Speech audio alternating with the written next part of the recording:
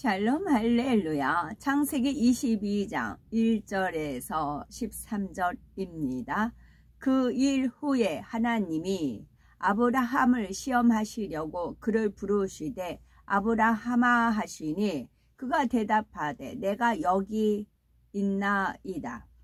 여호와께서 이르시되 네 아들 네 사랑하는 독자 이삭을 데리고 모리아 땅으로 가서 내가 네게 일러준 한 산 거기서 그를 번제로 드리라.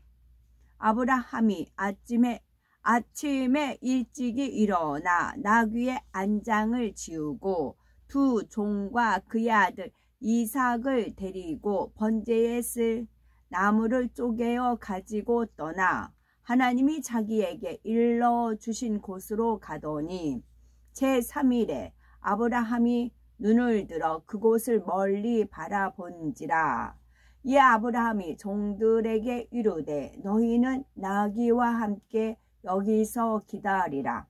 내가 아이와 함께 저기 가서 예배하고 우리가 너희에게로 돌아오리라 하고 아브라함이 이에 번제 나무를 가져다가 그의 아들 이삭에게 지우고 자기는 불과 칼을 손에 들고 두 사람이 동행하더니 이삭이 그 아버지 아브라함에게 말하여 이르되 내 아버지여 하니 그가 이르되 내 아들아 내가 여기 있노라. 이삭이 이르되 불과 나무는 있거니와 번제할 어린 양은 어디 있나이까.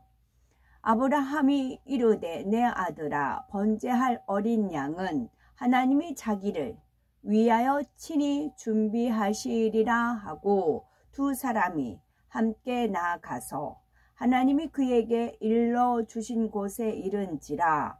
이에 아브라함이 그곳에 제단을 쌓고 나무를 벌려놓고 그의 아들 이삭을 결박하여 제단 나무 위에 놓고 손을 내밀어 칼을 잡고 그 아들을 잡으려 하니 여호와의 사자가 하늘에서부터 그를 불러 이르시되 아브라함아 아브라함아 하시는지라. 아브라함이 이르되 내가 여기 있나이다 하매 사자가 이르시되 그 아이에게 네 손을 대지 말라. 그에게 아무 일도 하지 말라. 네가 네 아들 네 독자까지도 내게 아끼지 아니하였으니 내가 이제야 네가 하나님을 경외하는 줄을 아노라. 아브라함이 눈을 들어 살펴본즉 한 수량이 뒤에 있는데 뿔이 수풀에 걸려 있는지라. 아브라함이 가서 그 수량을 가져다가 아들을 대신하여 번제로 드렸더라. 아멘. 히브리서 11장 19절. 그가 하나님이 능히 이삭을 죽은 자 가운데서 다시 살리실 줄로 생각한지라. 비유컨대 그를 죽은 자 가운데서 도로 받은 것이니라. 아멘. 에스더 4장 16절. 당신은 가서 수산에 있는 유다인을 다 모으고 나를 위하여 금식하되 밤낮 3일을 먹지도 말고 마시지도 마소서. 나도 나의 시녀와 더불어 이렇게 금식한 후에 규례를 어기고 왕에게 나아가리니 죽으면 죽으리다 하니라. 아멘. 제목은 의인은 믿음으로 살리라 입니다. 상대를 온전히 신뢰하는 사람은 눈빛이나 몸짓만 보아도 그 마음을 느낄 수 있습니다. 설령 이해되지 않는 말이나 행동을 해도 오해하지 않고 상대의 입장에서 생각하려고 합니다. 그러나 불신하는 경우는 친한 것 같아도 사소한 일로도 감정이 쉽게 상하고 결국 갈라서는 것을 볼 수 있지요. 이처럼 하나님과 자녀와의 관계도 얼마나 진실함으로 신뢰를 쌓았느냐에 따라서 달라집니다. 우리는 이 세상에 살면서 남에게 무엇을 부탁해야 할 때도 있고 부탁을 받을 때도 있습니다. 만일 그 일이 악한 일이라면 하나님께서 기뻐하지 않으시니 결코 동참하지 말아야지요. 이와는 달리 선한 일을 부탁받았을 때 자기의 모든 것, 심지어 생명도 아끼지 않고 도와주며 해결해 준다면 얼마나 아름다운 일인지요. 성경에 나오는 대표적 인물로는 에스더를 들 수가 있습니다. 어느 날 유다인으로서 페르시아 왕후가 된 에스더에게 사촌 모르드게가 부탁을 합니다. 악한 하만이 자기 민족 유다를 말살하려고 하니 왕에게 나가서 간청해 달라는 것이지요. 하지만 에스더는 선뜻 나설 수가 없었습니다. 왕 앞에 나가지 못한 지가 이미 30일이나 되었고 누구든지 왕이 부르기 전에 나가면 죽임을 당하기 때문이지요. 모르드게는 다시 에스더에게 네가 왕후가 된 것이 이때를 위함이 아닌지 누가 아느냐 하며 왕 앞에 나가기를 권면합니다. 이에 에스더는 3일 금식을 하고 민족을 살리고자 자신이 죽을 각오로 왕 앞에 나가 결국 멸절 위기의 민족을 구합니다. 에스더가 선 가운데서 자기 유익이나 생명을 돌아보지 않고 모르드게의 청을 들어주었기에 하나님께서 합력하여 선을 이루어 주셨으며 그 결과도 복으로 나타난 것입니다. 이처럼 사랑과의 관계에 있어서도 신뢰와 사랑이 얼마나 중요한지 깨우쳐야 합니다. 모르드게는 부모 없는 에스더를 딸처럼 양육했고 에스더 역시 아버지처럼 따르며 신뢰했기에 자기의 생명을 담보하는 부탁까지 들어줄 수 있었습니다. 아브라함은 하나님께서 기쁘게 받으실 만한 중심을 소유한 의인이었습니다. 하나님은 아브라함을 더 온전케 하시기 위해서 시험을 하십니다. 그 과정을 보면 아브라함과 하나님과의 신뢰 관계가 얼마나 돈독했는지 엿볼 수 있지요. 창세기 12장을 보면 하나님께서 아브라함에게 너는 너의 본토 친척 아비집을 떠나 내가 네게 지시할 땅으로 가라 말씀하십니다.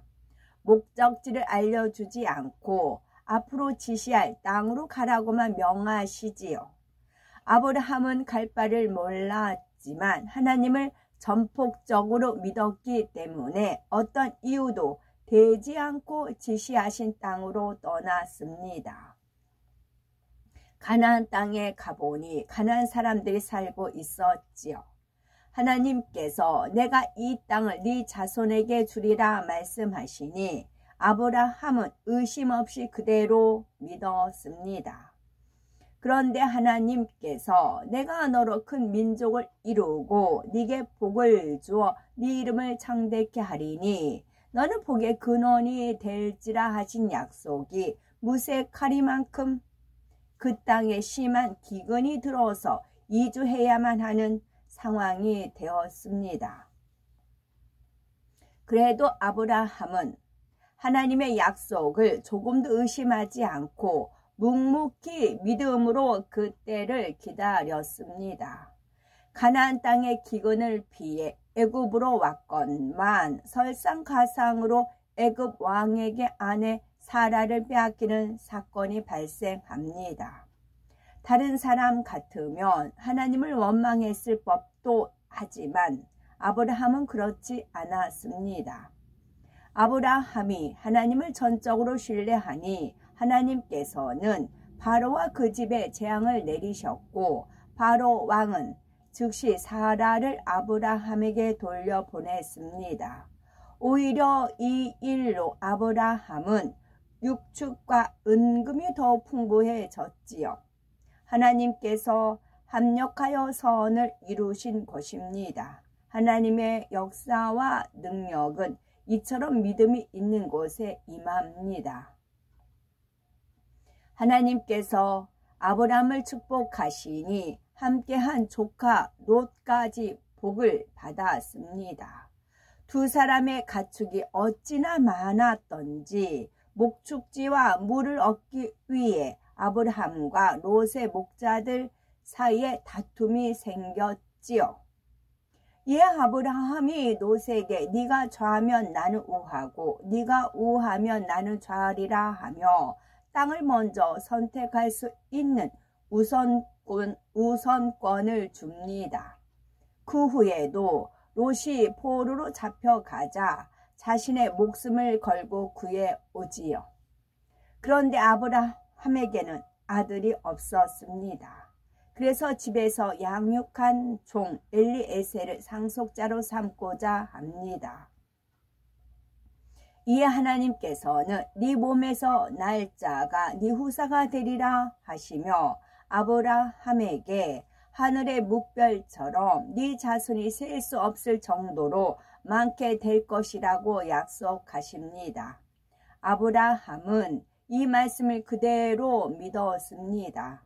이미 자신이나 아내가 나이 많아 자식을 낳을 수 없지만 결코 현실을 바라보지 않았습니다. 전지전능하신 창조주 하나님을 믿었습니다. 하나님께서는 아브라함의 이런 믿음을 기뻐하시며 이를 그의 의로 여기셨지요. 그런데 10년이 되도록 후사가 생기지 않자 아내 사라가 하나님의 약속을 기다리지 못하고 결국 인간적인 방법을 동원합니다. 아브라함에게 자신의 여종 하갈과 동침하여 자녀를 얻도록 요구한 결과 하갈과 사이에 이스마엘이 태어났습니다. 세월이 흘러 아브라함이 99세가 되던 해였지요. 하나님께서는 다음 해에 아들을 얻을 거라고 말씀하시지요. 그 약속대로 아브라함은 약속의 신 이삭을 100세에 얻었습니다. 어느 날 사라는 이스마엘이 이삭을 희롱하는 것을 목격합니다. 그리고 아브라함에게 하갈과 이스마엘을 내쫓으라고 요구하지요. 아브라함은 이스마엘도 자신의 피를 이어받은 아들이므로 근심이 되었지요. 그런데 하나님께서 사라의 말대로 하라 하시며 이스마엘로 한 민족을 이루시겠다고 약속하십니다. 그러자 아브라함은 그대로 순종하였습니다. 이처럼 아브라함은 정과 욕심에 치우치지 않고 하나님의 뜻이면 오직 순종했던 것입니다. 하나님께서는 순종하는 아브라함을 축복해 주시기 위해 마지막으로 시험을 허락하십니다. 그것은 사랑하는 독자 이삭을 번제로 드리는 것이었지요. 인간적인 생각을 동원하면 도저히 따를 수 없는 명령이지만 아브라함은 믿음이 있기에 조금도 주저하지 않았습니다. 아브라함은 바로 순종하여 아침 일찍 아들 이삭을 데리고 하나님께서 지시하신 산으로 갔습니다. 먼저 모든 번제 준비를 마치고 이삭을 결박하여 칼로 내리치려는 순간이었습니다. 여호와의 사자가 다급히 아브라함아 아브라함아 부르는 것이었지요. 어떤 사람은 아브라함이 이때를 기다리고 대답한 건 아닐까라고 육신의 생각을 동원하는데 결코 아닙니다.